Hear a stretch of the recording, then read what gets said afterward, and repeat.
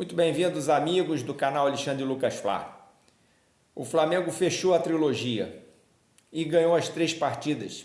Deixou para o final, para a última, a melhor apresentação, na minha opinião. Estamos nas quartas de final. O Flamengo fez barba, cabelo e bigode. E eu estou aqui na presença de Felipe Luiz para ouvir uma fala dele, não na coletiva do pós-jogo dessa partida final contra o Internacional, que nos classificou a enfrentar o Estudiantes de La Plata pelas quartas de final. Mas uma entrevista, uma fala um pouquinho anterior. Vamos ouvi-la?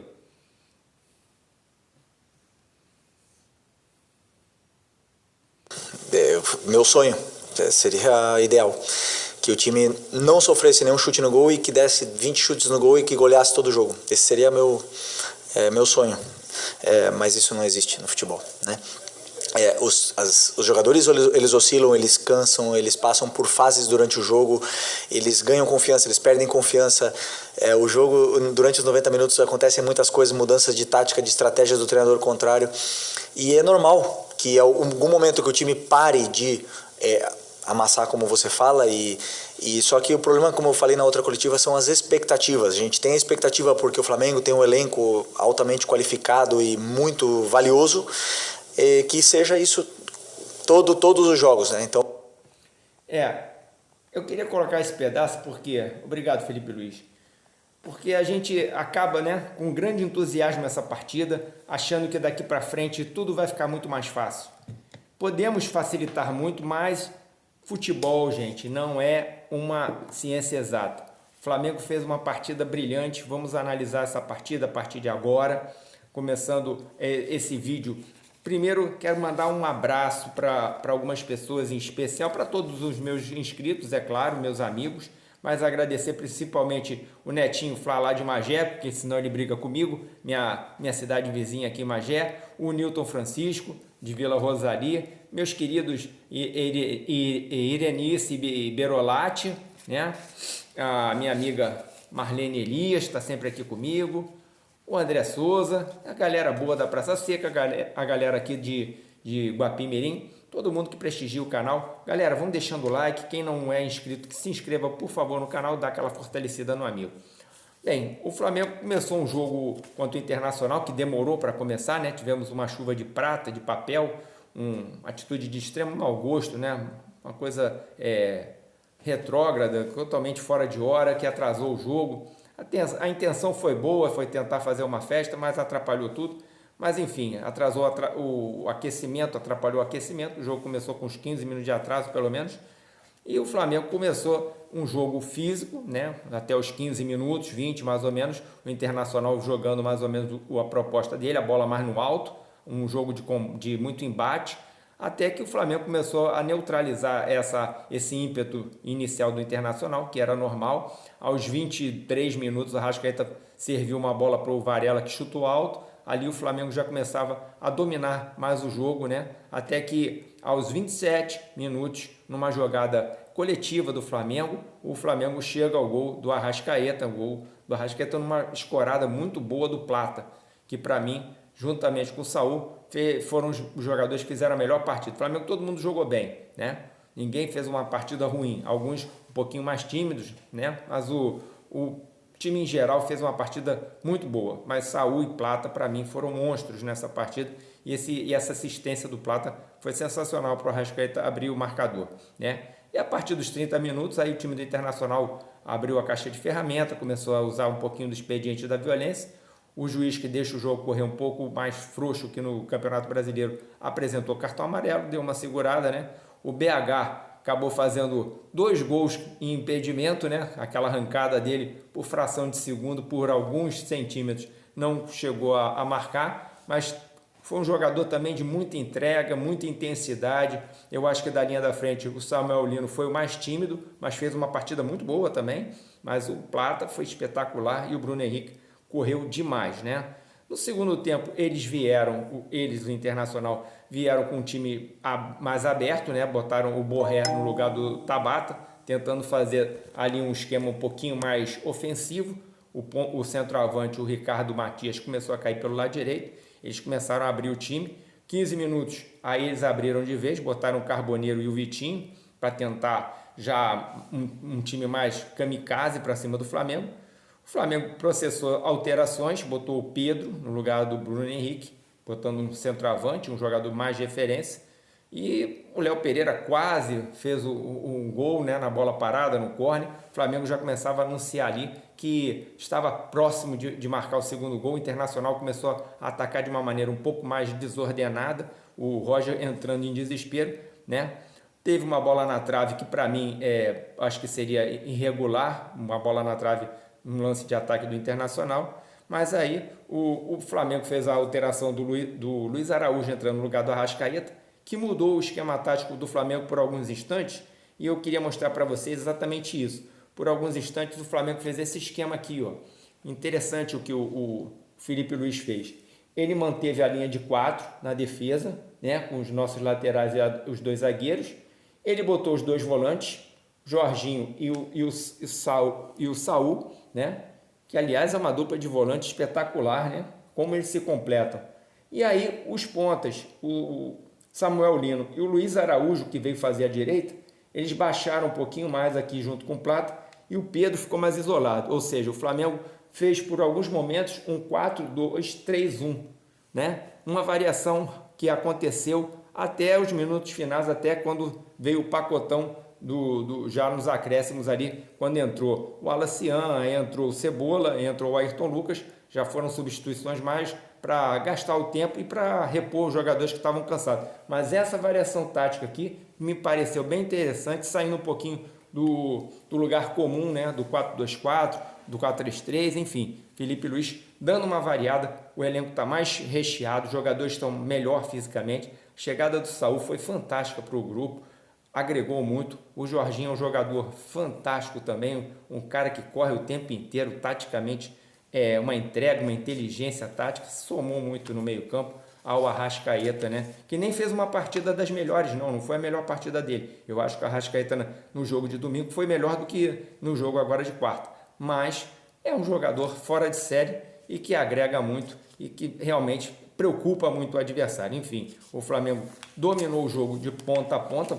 No início do jogo teve aquela pressão inicial, como eu falei, o jogo mais físico, que é a proposta do Internacional, mas o Flamengo conseguiu neutralizar, abrir o marcador e aí administrar de maneira inteligente o jogo. Foi incisivo na hora que tinha que ser, controlador na hora que tinha que controlar, desacelerando e dominando o jogo. Parabéns ao Felipe Luiz, parabéns ao time do Flamengo e mais uma vez, para mim, o Plata, juntamente com o Saul, foram os dois melhores em campo. Vamos agora fazer uma projeção, né? A vaga das quartas de final. O Flamengo ganhando aí cerca de 1,7 milhões de dólares com essa classificação, algo em torno de 9,18 milhões de reais, né? Um valor interessante, né? Para passar para as quartas de final. O Flamengo vai enfrentar o Estudiantes, né? É o próximo adversário. Nas quartas de final, os jogos são no dia 16, o primeiro jogo. Lembrando que o Flamengo joga a primeira partida em casa, no dia 16 de setembro, e depois no dia 25 de setembro, o jogo de volta, né? As quartas de final, semifinal já no final de outubro, a gente fala mais à frente. Quem passou, quem está se classificando para essas quartas de final, como é que está a situação das quartas de final? Do lado do Flamengo tem o Racing e o Vélez, né? Dois times argentinos que vão se enfrentar, Flamengo e Estudiantes, ou seja, o Flamengo, a chave do lado do Flamengo só tem argentino, 3 argentinos. O Flamengo passando pelo Estudiantes enfrentará ou Racing ou Vélez. E do outro lado, a chave onde estão os brasileiros, São Paulo pegando provavelmente o Botafogo, que tem vantagem sobre a LDU, mas tem que jogar ainda, joga amanhã. O River Plate, que vai enfrentar o Libertad, e o Palmeiras, que tem praticamente a vaga assegurada, que enfrenta o Universitário. Ou seja, desse lado de cá, do outro lado da chave, São Paulo e Botafogo provavelmente vão se enfrentar, River Plate e Palmeiras. Deve sair de lá o finalista da chave da banda de lá, para enfrentar, esperamos nós, o Flamengo, que está no meio desses hermanos todos aí na banda de cá. Eu vi o jogo do Estudiantes. O Estudiantes não é um time forte, não é um time tecnicamente bom, mas é um time copeiro, um time difícil, um time argentino, né? Fator casa é complicado para jogar contra a Argentina, a gente sabe tudo isso. Então, muita atenção nessa hora com relação aos jogos das quartas de final, que a gente vai falar mais à frente. Agora vamos entrar num assunto, né, que vai começar a nortear essa semana também, que já tem muita gente interessada, mais de 30 mil ingressos parece que já estão aí sendo vendidos para o jogo do Flamengo contra o Barcelona pela final, pelo Mundial de Clubes, né, Sub-20. Os relacionados do Flamengo já estão aqui, ó, comigo. Eu vou falar rapidamente sobre deles para você, por ordem alfabética. Carbone, da Mata, 2 zagueiros, né? O Carbone é o canhoto, o da Mata joga de quarto zagueiro, mas não é canhoto, é destro. Daniel Salles, nosso lateral direito. Douglas Telles, que outro dia mesmo eu estava falando, mostrando aqui o Douglas Telles, que é um garoto que é um canhoto que joga pela direita, ó, o Douglinhas aqui. Douglas Telles, né? A gente vai se familiarizando, né, com esses garotos que vão chegando. Douglas Telles, o Eduardo, né, Eduardo Jung, que é o goleiro, Fabiano, que é um volante mais brucutu, um jogador com muito pouco recurso, na minha opinião, Felipe Tereza, atacante, que andou meio afastado por questões físicas, teve contusão, Guilherme, que está me devendo, que é um jogador que eu gosto, meia, mas que bateu um pênalti de maneira bizonha quando a gente foi eliminado no Brasileiro, o Gustavo, que é o Gustavinho, lateral direito que está jogando mais pela esquerda, Iago, o capitão, João Alves, volante, João Vitor, o outro nosso zagueiro que o Felipe Luiz gosta, né? O Joshua Talismã, bom jogador, meio atacante, Caio Nóbrega, Léo Nanete, o Caio Nóbrega é meia volante, tá? Léo Nanete, goleiro, Lohan, todos conhecem, Lucas Furtado, goleiro titular, Matheus Gonçalves, o Matheus Gonçalves que provavelmente vai estar fazendo aí a sua despedida, né? O Matheus Gonçalves que fez 20 anos agora no último dia 18, tá? Fez 20 anos e está aí provavelmente saindo do Flamengo. Se o Flamengo fizer aí uma partida interessante e conquistar esse Mundial de Clubes, que é o que a gente espera, o Matheus Gonçalves pode ter aí protagonismo e quem sabe o Flamengo faça até uma venda mais interessante. Completando a lista, Pablo Lúcio, que é um jogador promissor do meio campo, que voltou também de contusão, Pedro Leão, falso centroavante, camisa 9, Rian Roberto, que é um sub-17, ponto esquerdo, cabeludo, muito bom jogador, bem jovem, Chola, que é ponto esquerda, e o Wanderson, que é lateral direito, também veio do sub-17 há pouco tempo, mais um lateral direito, Flamengo produzindo laterais direitos em profusão. Então, confirmando, sábado, 16h30, o Flamengo enfrentando a equipe do Barcelona pela decisão do Mundial de Clubes, a mídia do mundo inteiro ligada. O árbitro da partida será John Ospina, colombiano, já está definido, e Juliano Belletti é o treinador desse sub-20 do Barcelona. Para quem não sabe, o Belletti, todo mundo conhece, seleção brasileira, jogou Barcelona, jogou aqui no Cruzeiro, enfim. E entre os jogadores do Barcelona, uma curiosidade, o jogador Shane, filho do Patrick Kluivert, centroavante da seleção holandesa. Então, muita expectativa, né, para esse jogo, um jogo que vai atrair atenção do mundo inteiro, Flamengo e Barcelona, quem diria, né? A gente fazendo aí uma final de novo de Mundial no Maracanã Sub-20, num dia tão festivo, né? Depois de uma vitória, aliás, a terceira vitória contra o Internacional. Estamos nas quartas de final da Libertadores da América. Vamos em frente. Falar aqui do Léo Ortiz, que acabou de fazer uma partida mais uma vez segura, né? Nosso back central, nosso líder ali da defesa, né? O zagueirão, Léo Ortiz, nosso inspetor Closor. Léo Ortiz na mira do Napoli, será que é verdade? Enfim, a gente vai ver muita especulação, mas temos que ter calma. Já tinha muita gente falando aí que o Flamengo tinha que ir atrás de um outro zagueiro, reposição rápida, mas eu acho que o Léo Ortiz não vai sair, o Léo Ortiz tem que continuar, não tem por que ele sair, ainda mais para o futebol italiano que não está em alta. Então, a notícia, por enquanto, é só especulativa. Se o Napoli mandou emissários para o Brasil para ver o Léo Ortiz, perdão, parabéns para eles que vão assistir o Léo Ortiz jogando, ou já assistiram, mas deixa o Léo Ortiz por aqui. O Léo Ortiz que está na pré-lista aí do Ancelotti, que vai fazer a convocação nessa segunda-feira. Léo Ortiz, Léo Pereira, Alexandro e Samuel Lino estão nessa pré-lista. Falando em pré-lista, vamos agora falar do louco Bielsa, né? Um treinador que já notificou que os 4 uruguaios do time do Flamengo estão na pré-lista também. Então aqui, ó, os 4 uruguaios: Georgiano de Arrascaeta, o De La Cruz, o nosso lateral direito Guilherme Varela, que acabou de renovar o contrato, e o Matias Vinha. Para mim, causa muita estranheza os nomes de La Cruz e Matias Vinha, que não estão jogando. Principalmente De La Cruz voltou de contusão agora, né? Não sei como o Bielsa confere convocar, né? Pelo menos botar na lista dos convocados esses jogadores. Para mim é bastante estranho isso. Lembrando que o Brasil vai jogar no dia 4 e no dia 9 de setembro, respectivamente contra o Chile em casa e contra a Bolívia fora de casa, jogando em setembro. Ou seja, esse final de mês de agosto, início de setembro, é um momento muito delicado que nós precisamos ter muito cuidado, muita cautela e observação em algumas coisas. Vou botar aqui um calendário para a gente ver. Ó. Olha aqui como é que está o mês. Né? Finalzinho do mês. Nós temos o jogo contra o Vitória nessa segunda-feira, dia 25, às 21 horas, no Maracanã. Depois vamos jogar contra o Grêmio, também no Maracanã, já no outro final de semana. Perfeito?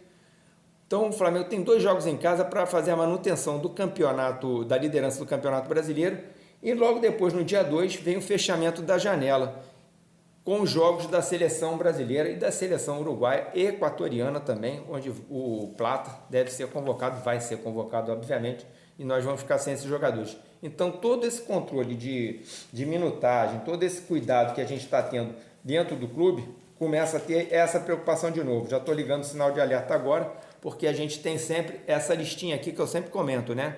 São os pendurados, os lesionados e os contratados. Os pendurados, nesse momento, são Léo Pereira, Léo Ortiz e Alan, tá? Estou falando de campeonato brasileiro. Os lesionados, só temos o Pulgar, né? De realmente lesionado, voltando aí em outubro, provavelmente. O Emerson Royal já deve estar liberado para enfrentar o Vitória. E os contratados, nós vamos falando dos contratados que estão sendo utilizados. O Saul, acho que está mais do que aprovado. Samuel Lino é um garoto que está alternando partidas boas com partidas nem tão boas, mas está longe de jogar mal, né? Um jogador também aprovado. O Emerson Royal sofreu aí uma lesão, mas para mim também é um lateral útil.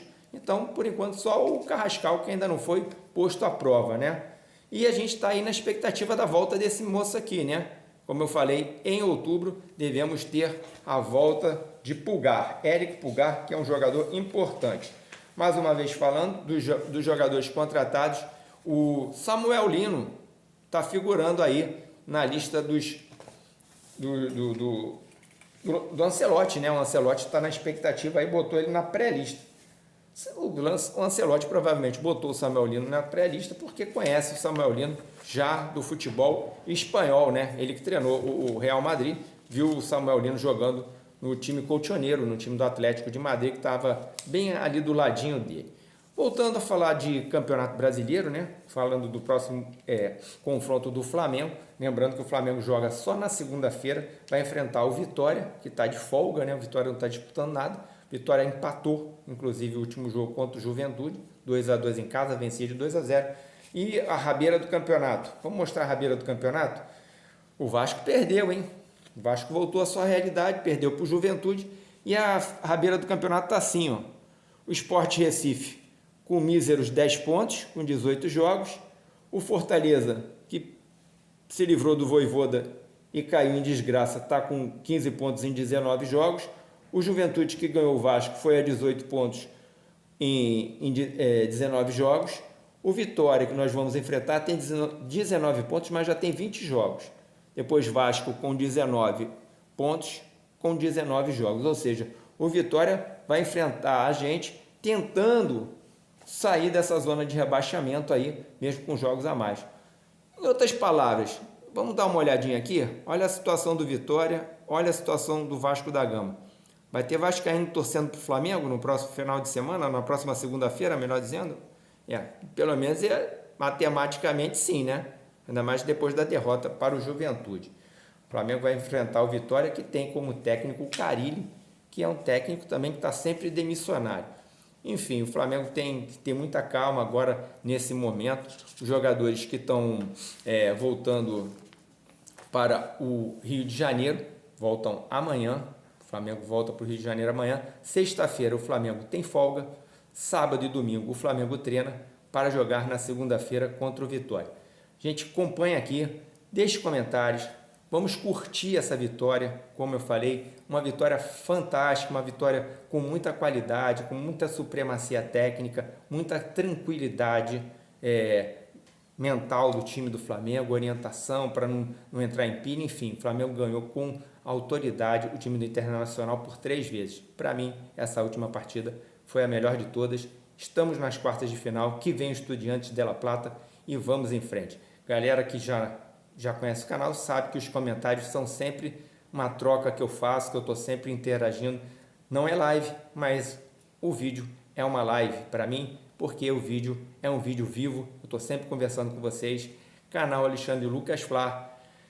Saudações rubro-negras. Estamos nas quartas. Fui!